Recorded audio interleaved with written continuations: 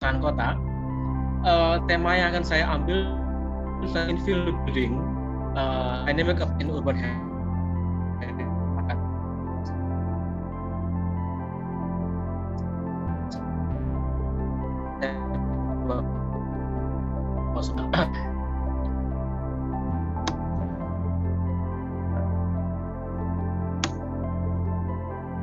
Baik, kalau kita bicara cultural heritage, maka kita akan bicara tentang sesuatu yang tangible dan untuk sites, buildings, dan monuments, sesuatu yang sifatnya tangible and movable, seperti objects, specimens, collection, serta intangible, yaitu mungkin song, dance, ritual, performance, crafts.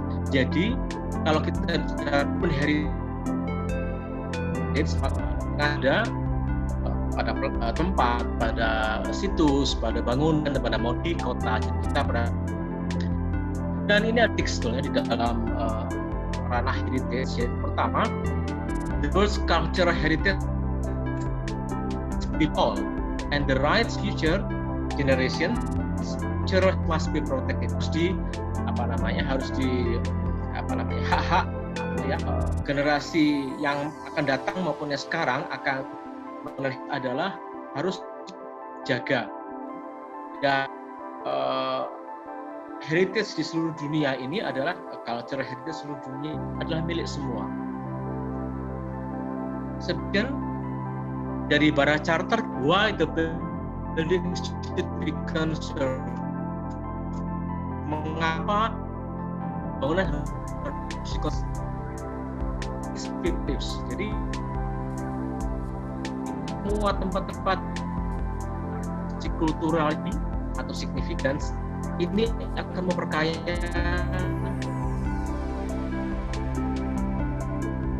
International Charter for the Conservation and Restoration of the Monuments and Sites, yaitu yang pertama kali ini Venice Charter tahun 64. Jadi di sini disebutkan bahwa conservation of monuments is always facilitated by use of them for some socially useful purposes. Yang paling penting yang saya beri warna biru di sini, disruptable, but it must not change the layout decorations of susunan layout dekorasi dari bangunannya, dan bisa ada modifikasi pada functionnya yang bisa diizinkan. Nah, kembali kepada kenapa why conserve, tadi saya sampaikan kepada sekali awal PPT. Jadi places of cultural significance memperkaya hidup manusia.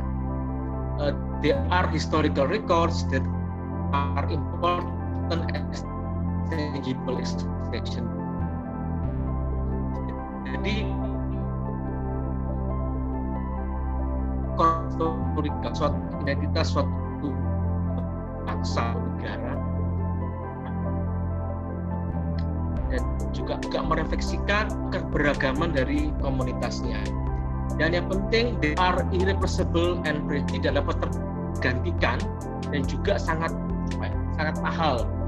Jadi ini mengapa mereka harus conserve. Jadi mengapa bangunan-bangunan heritage itu harus di-conserve atau dipertahankan. Bahwa untuk present and future generations yang memang punya hak untuk itu. Ada satu quotes yang bagus bahwa jika ada kota tanpa bangunan yang lama, maka seperti orang tidak memiliki otak. Ini bahwa tidak ada ingatan sama sekali terhadap bagaimana dulu dia berproses. Nah, Bara Charter juga advocate the place and make it usable, but otherwise change it as little as can. Jadi kita bisa merubah atau merawatnya menjadi sesuatu yang lebih dapat digunakan, tapi sedikit mungkin untuk merubahnya. Jadi saya kira di sini adalah satu quotes yang luar biasa, bahwa kita bisa saja menggunakan itu semaksimal make it usable, tetapi sedikit mungkin merubah. Ada ya, satu atau isu yang penting sekali di dalam urban heritage yaitu infill. Ya, mungkin beberapa rekan dari sini sudah pernah dengar ya. Kita ambil dari tahun 85. Infill is important. Baik, saya akan share bagaimana kita melihat heritage district itu sebagai suatu cara untuk melihat sekaligus mempelajari sejarah dari perkembangan kota. Jadi heritage district itu adalah di daerah di kota yang memiliki nilai sejarah secara arsitektur dan sudah memiliki payung undang-undang dari pemerintah setempat dan legal aspek lainnya. Hal ini untuk mencegah adanya pengembangan, perubahan, atau perbaikan tidak sesuai kaidah nilai historis di lokasi tersebut. Heritage District memiliki setidaknya satu langkah arsitektur yang kuat, sehingga hal ini membuat daerah tersebut memiliki sense of place. Nah, sense of place ini sesuatu yang penting karena bagaimana visual daerah tersebut bisa dan harus dipertahankan. Sehingga di sini sense of place-nya saya pertegas dengan tulisan warna merah. Kemudian Heritage District bisa berlokasi di daerah perkotaan, bisa tidak. Di beberapa kota ada yang memiliki Heritage District-nya dengan daerah pengembang barunya. Dan ini pengembangan kota itu bisa pusat mulai dari daerah heritage-nya, bisa juga terbagi dua secara tegas antara daerah heritage dengan daerah barunya, dan ada juga yang daerah heritage-nya itu tersebar di kota tersebut. Antara heritage district satu dengan yang lain itu ada jedanya. Nah, ini ada yang berpola, misalnya mulai dari pesisir pantai atau sungai menuju ke tengah daratan, ada juga yang tanpa fungsi heritage district ini bisa berurentahan, residential, budaya, dirinya. Ada awal memang sudah sampai sekarang masih tetap, ada juga yang perubahan. Ini saya mulai dengan studi kasus di Kota Tua, Jakarta. Ini Kota Tuanya saya beri tanda petik karena sebetulnya Kota Tua yang kita kenal itu merupakan dari 4 wilayah kecamatan, yaitu Tambora di kiri bawah, di kanannya Taman-Sari, di atasnya Pademangan, di kiri atas itu Penjaringan. Masing-masing itu ada sebagian areanya yang bila digabungkan dari kota itu daerah yang kita kenal sebagai kota. Nah, kalau kita mengenal Kota Tua, salah satu arsitek yang dominan adalah arsitektur kolonial, karena memang daerah ini dulu merupakan pusat pemerintahan dari Belanda atau VOC, dan itu masih kita lihat tampilannya sampai sekarang. Ada juga gaya arsitektur yang dari pendatang lainnya selain dari Belanda. Misalnya ini adalah arsitektur gaya oriental, ini pendatang dari Tiongkok datang ke daerah ini, karena memang kita ketahui bahwa daerah ini dari sejak zaman Sunda Kelapa merupakan pelabuhan di mana banyak sekali pendatang dari berbagai negara, berbagai wilayah di dunia datang ke sini, dan mereka membawa pengaruh dari budaya mereka, termasuk salah satunya adalah arsitektur bangunannya. Karena mereka akan settle di sini, mendirikan tempat tinggal. Kalau kita berbicara ya arsitektur oriental, ini salah satu tampaknya seperti ini. Salah satu karakter yang kuat adalah bentuknya, dan ini menjadi suatu penanda karakter bahwa ini adalah arsitektur oriental. Nah, di daerah Kota Tua itu ada hal yang menarik, di mana di daerahnya itu ada kafling-kafling yang bentuknya itu tipis, memanjang. Jadi lebarnya itu bisa antara 4 meter sampai 5 meter, tapi panjangnya itu bisa 30 meter bahkan lebih. Nah, ini tidak lepas dari sejarah bahwa daerah Kota Tua ini dulunya sebagian merupakan pusat pemerintahan dari kota Batavia, sedangkan di luar benteng itu adalah sawah. Jadi kalau kita lihat di sebelah kanan, ini adalah biru, kuning, dan hijau. Ini adalah yang kita sekarang kenal sebagai daerah Kota Tua, di mana yang warna warna kuning ini adalah didevelop oleh Belanda. Nah, kalau di gambar sebelah kiri itu tengah-tengahnya adalah bangunan benteng yang didirikan oleh Belanda, oleh VOC. Sedangkan di luarnya itu adalah sawah-sawah yang kemudian berkembang menjadi kafling-kafling yang sampai sekarang masih ada, dan sehingga bentuk kafling yang tipis itu sebenarnya meneruskan pembagian petak-petak sawah dari zaman pada saat itu, sehingga makanya bentuknya bisa pipih memanjang seperti itu. Nah,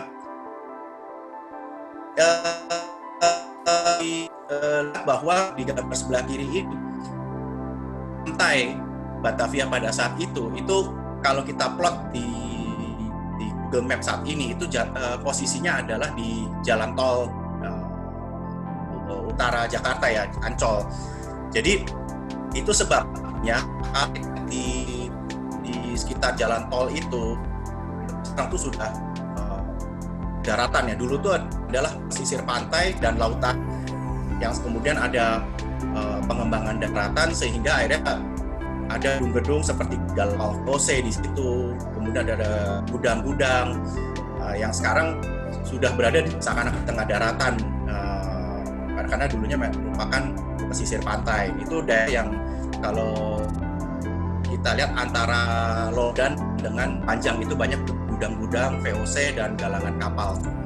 Kemudian dengan adanya bentuk lahan yang pipih demikian, jadi kita bisa menemukan bentuk bangunan seperti ini. Jadi ini lebarnya tipis, panjang ke belakang, sehingga kalau dilihat dari depan bangunannya itu tipis, tapi kalau secara potongan tuh memanjang ke belakang seperti itu. Dan jadi dia tipe bangunannya itu deret, jadi hanya GSB di depan, sedangkan ada jarak lagi di bagian belakangnya itu yang dimanfaatkan untuk ruang terbuka hijau. Nah, sayangnya di daerah Kota Tua ini masih banyak bangunan-bangunan, khususnya rumah tinggal yang ya tampilannya tidak selaras dengan gaya arsitektur yang seharusnya.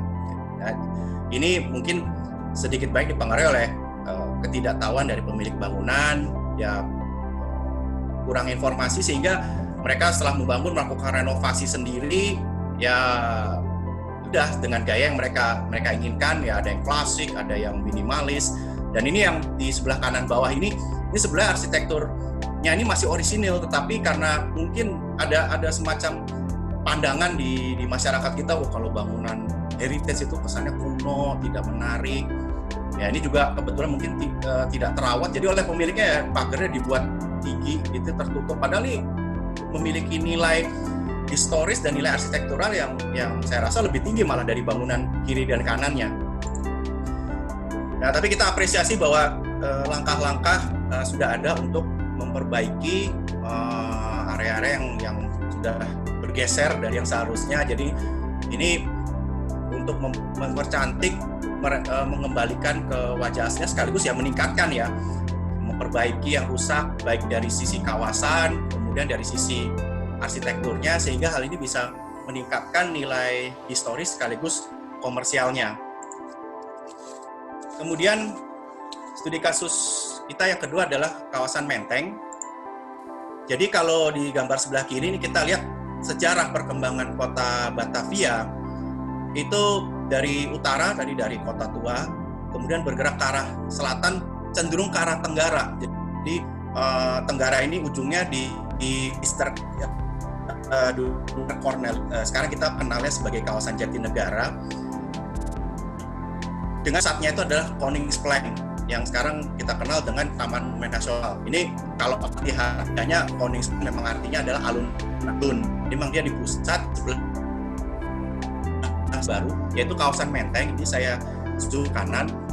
Nah, kalau kawasan Menteng ini sebenarnya kalau dilihat dari secara master plan-nya ya, sebenarnya ini kan Sungai Ciliwung belah kawasan Menteng. Ini yang di sebelah selatan.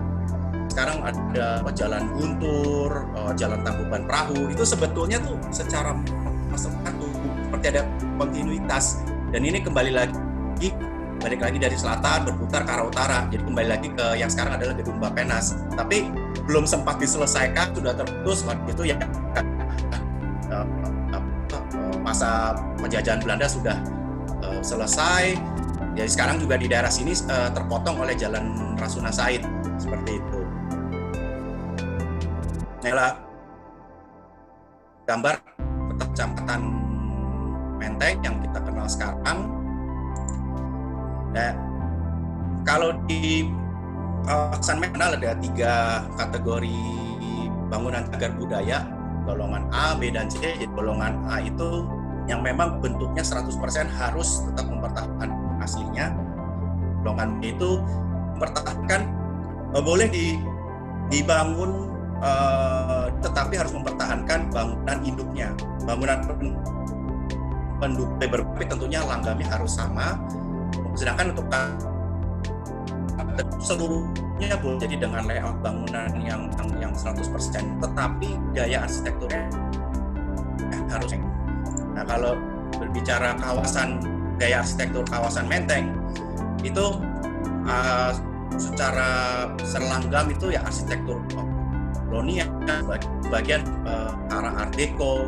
Kemudian yang dominan ya ini dari baik fungsinya, fasilitas kantor, dan itu memiliki gaya yang serupa.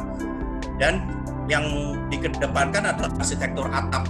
Jadi dari dulu kalau kita lihat arsitektur yang itu sangat memperhatikan aspek tropis, yang ini sebetulnya menjadi ciri khas kawasan Menteng. Jadi ada yang dominan, baik dia 1 lantai atau 2 lantai, kemudian geometri baik horizontal, vertikal. Jadi bidang mapnya ini cukup dominan dan dengan bidang ada garis horizontal maupun vertikal. Kemudian berikutnya adalah kawasan Kebayoran Baru. Di kawasan baru ini awal mulai direncanakan dan diciptakan sebagai kota satelit bagi Jakarta. Jadi kalau tadi setelah pengembangan itu sampai Menteng, dikembangkan lagi ke selatan, Senayan, terus ke selatan lagi, yaitu di baru. Jadi banyak kalau kita sekarang seperti BSD itu dulu Kebayoran Baru itu adalah seperti BSD di masa sekarang. Jadi kalau dilihat di foto yang kanan atas, ini adalah foto yang diambil kalau sekarang ini di kurang lebih di Menara BCA, melihat ke arah selatan, di Jalan Tamrin. Di sebelah kiri kalau sekarang itu ada Hotel Mandarin Oriental. Jadi ini benar-benar seperti keluar kota. Dan di kanan bawahnya adalah suasana Jalan Jenderal Sudirman pada saat itu, dan di kiri bawahnya adalah suasana Kebayoran Baru sebagai kota baru pada saat itu. Kebayoran Baru ini dirancang oleh Susilo. Beliau adalah murid dari Thomas Karsten. Thomas Karsten ini arsitek Belanda yang merancang kota Bandung dan Malang. Dan konsep yang digunakan adalah kota taman. Jadi memang awal mulai banyak daerah hijau di Kebayoran Baru ini. Dan ini floating areanya ini diberi nama masing-masing blok. Jadi dari A sampai S yang kita masih kenal sampai sekarang, blok A sampai blok S. Dan ini dengan pembagian penamaannya. Nah, ini pengembangan kawasannya secara bertahap makin dikembangkan.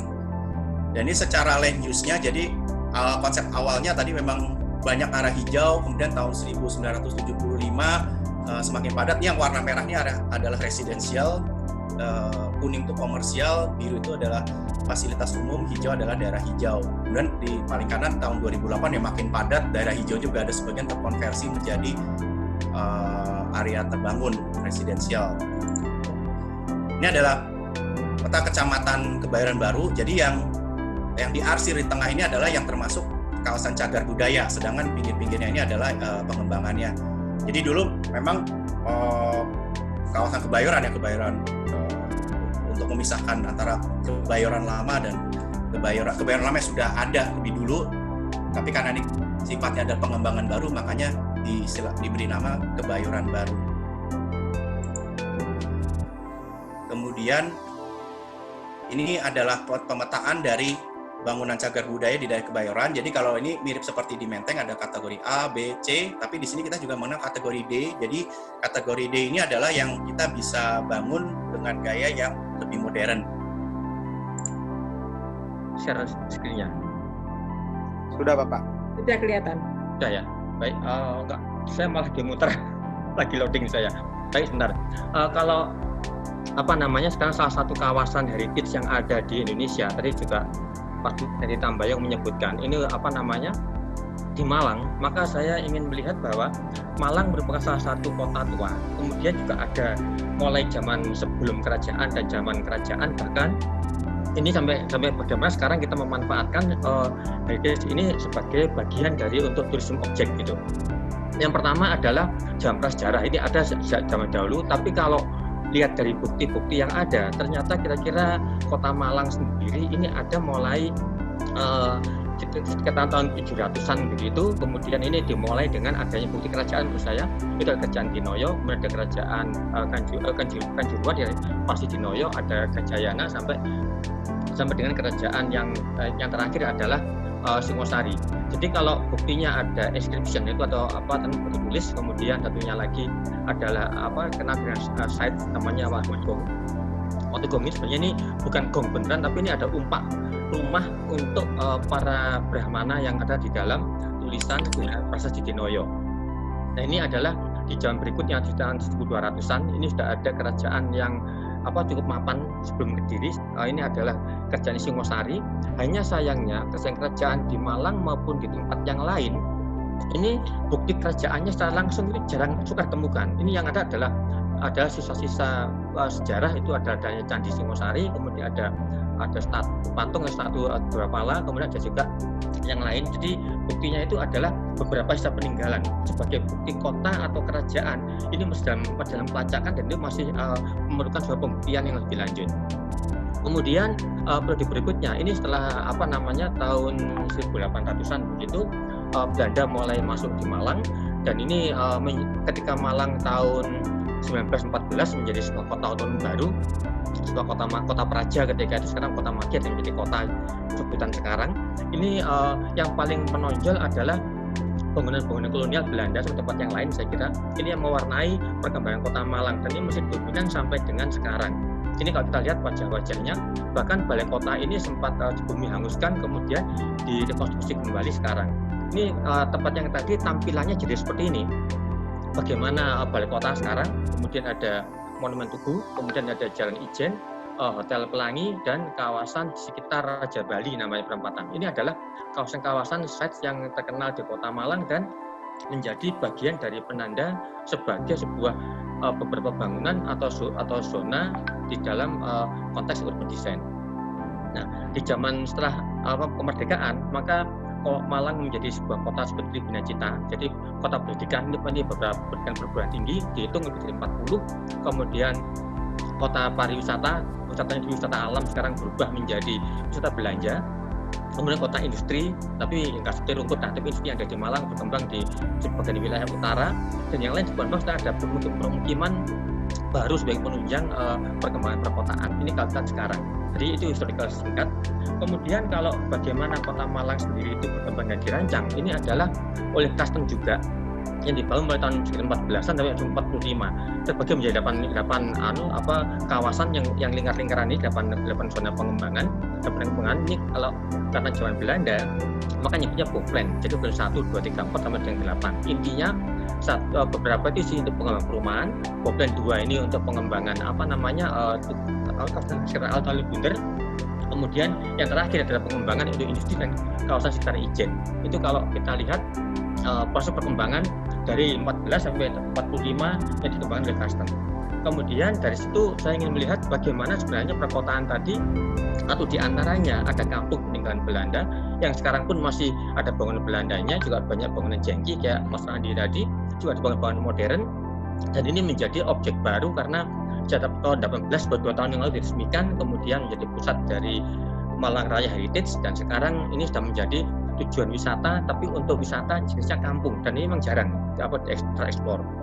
Nah, sebelum itu Konseptual Kayu Tangan, saya ingin melihat bagaimana perkembangan kota Malang sendiri dan makna-makna konseptual kota Malang, karena wilayah kayu tangan yang nanti akan saya tunjukkan itu terletak di antara dua konsep besar. Alun-alun kota yang sekarang beda alun-alun Downtown, kemudian alun-alun Bunder yang di pemerintahan Kota Madya, dua pemerintahan berbeda. Dan ini mempunyai sumber tatanan yang sangat berbeda. Jadi kalau misalnya diringkas, ini ada alun-alun kota tengah-tengah, pas namanya alun di tengah kota Malang. Semua tahu sebenarnya itu masjid. Masjid itu artinya tempat orang sholat, tempat orang bertemu dengan Tuhan.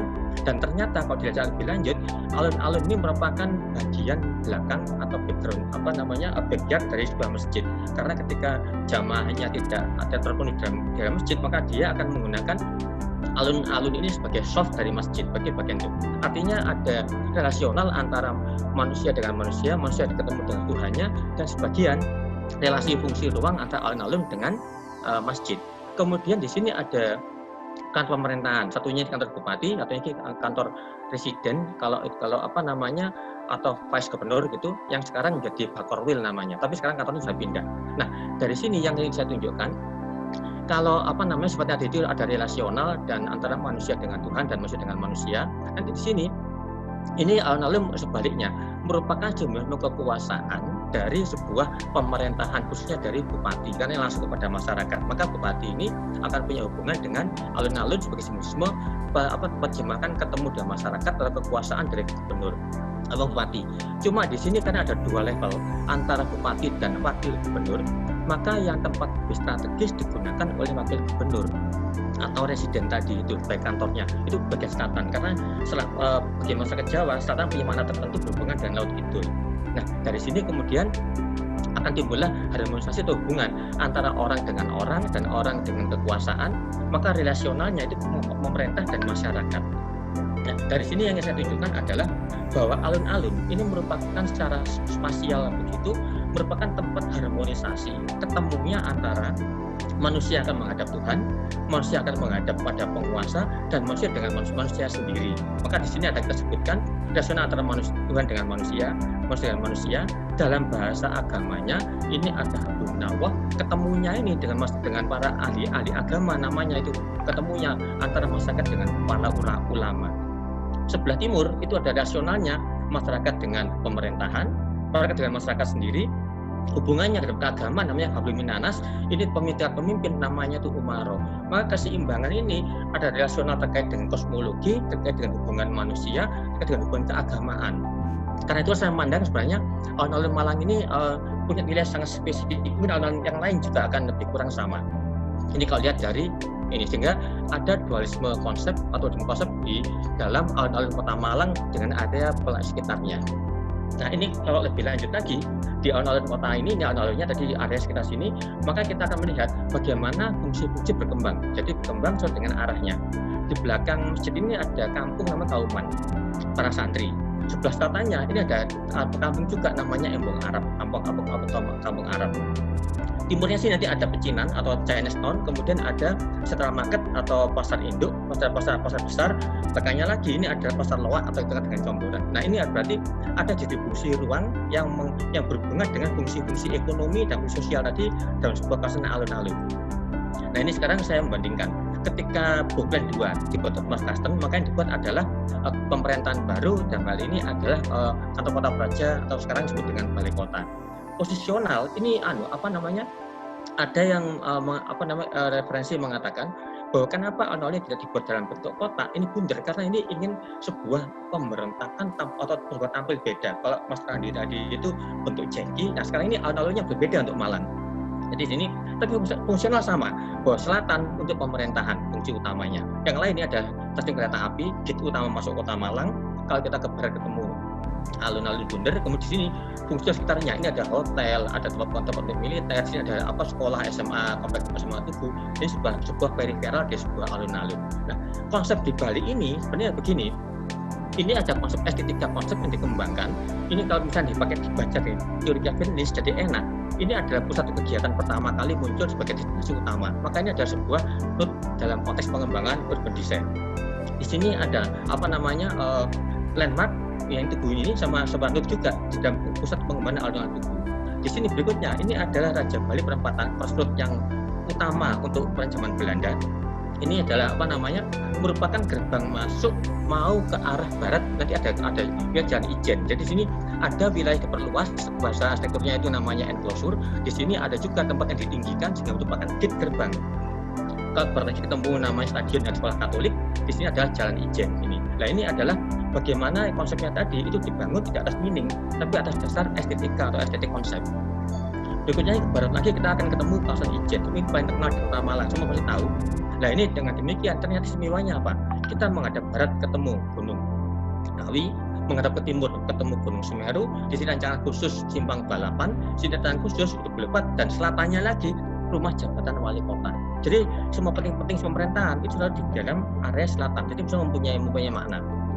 Lebih lanjut lagi kalau ini Kota Malang, maka sebelah baratnya ketemu Gunung Kawi, ke timurnya ketemu Gunung Semeru, ke sananya Bromo, ini Arjuna. Jadi istimewa dari konsepnya. Maka sebenarnya tadi linear timur barat itu menurut saya bukan kebetulan, tapi sebuah rancangan based on estetik. Karena itu kalau kita sekarang membandingkan keduanya kelihatan bahwa Alun-Alun Merdeka tadi yang kotak tadi bentuknya adalah kotak, patternnya konsentrik, fungsinya itu relasional, kemudian orientasinya itu center periferal, tata nilainya adalah atau value-nya berdasarkan persepsi. Tanpa ini kita nggak bisa memaknai kecuali Alun-Alun sebagai tempat ruang terbuka. Kalau gitu bukan, ini bentuknya ada square, tugu square, tugu, bentuknya lingkaran, patternnya itu linear, kemudian fungsinya ada peruntukan, orientasinya itu noda dan koridor, tata nilainya atas dasar visual, bukan atas dasar meaning.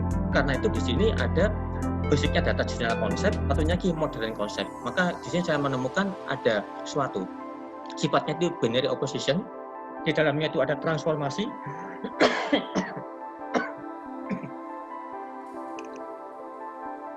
Kemudian konsepnya akan ketemu harmonious space in dual system.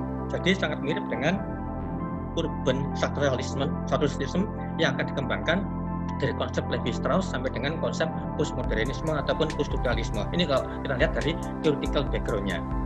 Nah, dari sini kemudian saya ingin masuk pada wilayah Kayu Tangan. Kayu Tangan itu areanya di sini kampungnya. Tetapi jangan lupa bahwa ini ada ternyata di antara Jiwok Kayu Tangan. Sebetulnya belum ada nama Jiwok, tapi kita tahu area namanya pecinan alun-alun Kayu Tangan Mulih, atau kalau dibalik Kayu Tangan alun-alun pecinan Mulih. Itu aneh. Jiwok pertama di Kota Malang, dikenalkan tahun 60-an sebenarnya ini. Jadi gate pertama kita lihat ini gate-nya, kantor PLN. Kemudian masuk ke wilayah sebelah timurnya lagi, ini selatan, utara sana selatan. Ini akan ketemu crossroad pertama yang penting tadi ada gate-nya juga menuju ke arah barat. Kemudian kita temu sekuensial linear, nanti ini akan bagus. Berarti ada monumental juga ke Gedung Merdeka, tapi bioskop sekarang udah nggak dipakai lagi. Di sini akan ketemu gereja dan patung Hamid Rusdi. Baru kemudian Khairil Anwar, terakhir ketemu dengan alun-alun. Ini alun-alunnya. Kita ke timur lagi, nanti akan selatan timur akan ketemu dengan pecinan. Ini adalah konsep Jiwoknya di Kota Malang sebenarnya. Ini kalau Kayu Tangannya. Nah sekarang bagaimana dengan Kayu Tangan sendiri? Pertama kita tahu ini ada bangunan kolonial building, ada 1800-an. Tahun 1600-an, 1960-an berkembang juga perumahan-perumahan jengki sama dengan yang lain, Indonesia lain lah. Ini perumahan jengki. Terakhir tahun 2000-an berkembang rumah-rumah biasa, jadi menyatu dalam sebuah konsep. Di dalamnya kita bisa melihat bagaimana kursi-kursi lama, furniture yang lama, radio dan semuanya ini sampai tekal-tekal asli kita masih ini. Dan ini sekarang yang menguntungkan masyarakat welcome. Jadi kita masuk sebagai orang yang ingin menikmati masa lalu Belanda, memungkinkan di kampung ini. Kemudian di sana juga ada terkenal dengan makam Mbah Wonggo. Ini juga mempunyai nilai spiritual. Kemudian ada penghubung ke wilayah wilayah baratnya ke Jalan Arjuna. Nanti ada disebutkan dengan tangga 1000, juga nggak tahu tapi cuma tangganya naik aja sebelum tangga 1000. Ini adalah kesatuan konsep antara kampung dan permukiman yang bukan kampung. Nah kemudian di zaman Belanda dia juga masih bisa menikmati bagaimana sistemnya itu skala kota dibangun dengan bagus dan ini sampai sekarang masih terpelihara. Maaf ini kita nggak bisa sempadan, tapi ini adalah bagaimana dia masih mempunyai identitas yang dibuat oleh Belanda, bahkan dapat dengan pintu pengendalinya sebagai pintu rolak itu masih ada di sana. Kemudian ini jalan-jalan di beberapa gang rata 3 meter, 2 meter setengah dan sebagainya. Dan di bawahnya sini ini ada beberapa saluran drainase yang ini digunakan juga dibuat zaman Belanda. Jadi kenapa sini nggak pernah banjir? Karena dibuat kedalamannya cukup begitu. Sehingga menjadi menikmati kita bagian suasana kampungnya, bagian suasana kebelandaannya, sampai kepada rancangan yang berkembang sampai dengan sekarang. Kemudian untuk membuat beautifikasi begitu, ini ada vertical garden dan pot-pot dikembangkan sepanjang wilayah itu. Kemudian kan sebagai kampung wisata, maka di sana ada informasi wisata apa saja, ada rumah-rumahnya dibangun kapan, siapa pemilik dan bagaimana kondisinya. Kemudian ada petunjuk untuk arah-arah ke pariwisataan, termasuk guide lokal sudah mulai berkembang di wilayah Kayu Tangan. dekornya juga demikian. Jadi kita itu bisa berfoto di sini, rumah-rumah yang lama, ada buatan-buatan yang baru, puspa-puspa yang lama, warna-warna, kelengkapan yang lama, semua masih dapat ditonjolkan kembali di dalam rumah, tapi kita tetap gang. Jadi ini sepanjang gang kita bisa menarik perhatian.